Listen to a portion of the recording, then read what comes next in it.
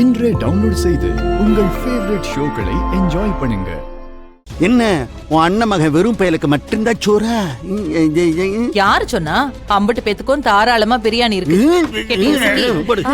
அவங்களுக்கும் தட்டு எடுத்து இல்ல சோபலா, நீ உட்காருல சாப்பிடு. ஏடி தட்டு தான் இங்க இருக்கு, அப்புறம் தட்டுங்க. போடு போடு போடு.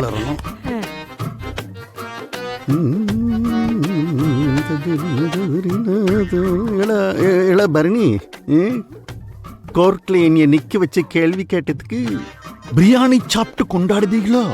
மாமா, ஒருத்தன் தோத்து போறத கொண்டாடுறது உங்க புத்தி. இது எங்க சந்தோஷத்தை கொண்டாடுறதுக்கான நேரம். கொஞ்சம் பேசாம சாப்பிடுங்க. இந்த வெறும் போய் வீட்டுல என்னைக்கு பிரியாணி பார்த்துருப்பான். நல்ல கறி சோறுமா கட்டு கட்டுன்னு கட்டணும்னு இங்க வந்து கொட்டிக்குதான். எனக்கு என்ன கூச்சம், நான் எல்லாம் சாப்பிடுவேன்.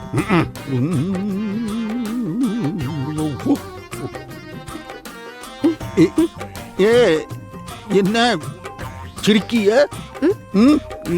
இந்த பரணி, நல்ல கறியும் சோறும் தின்னணும்னு ஆசையா இருந்துச்சுன்னா இந்த வெறும்பில டெய்லி வீட்டுக்கு கூட்டிட்டு வா, நல்லா திருப்தியா தின்னுட்டு போட்டோம். நான் ஒன்னும் சொல்ல மாட்டேன். என்ன? ஆமா, எங்க வான்னு கூப்பிட்டா என் தம்பியோட சொத்தை திண்ணையில அழிச்சு போடுவானுங்க. வேறும் பய கூட்டம்.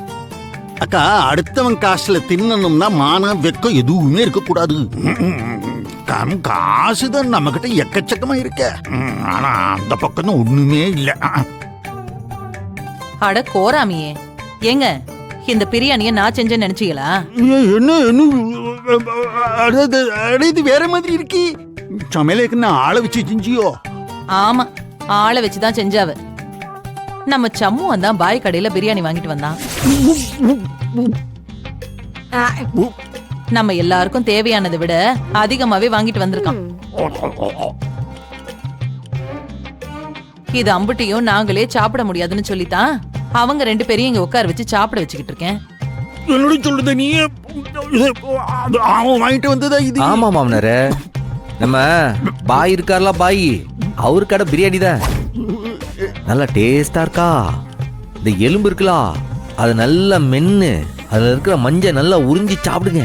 அப்பதான் மூளை நல்லா வளரு. வரட்டுங்களா? வராத. சரி சரி.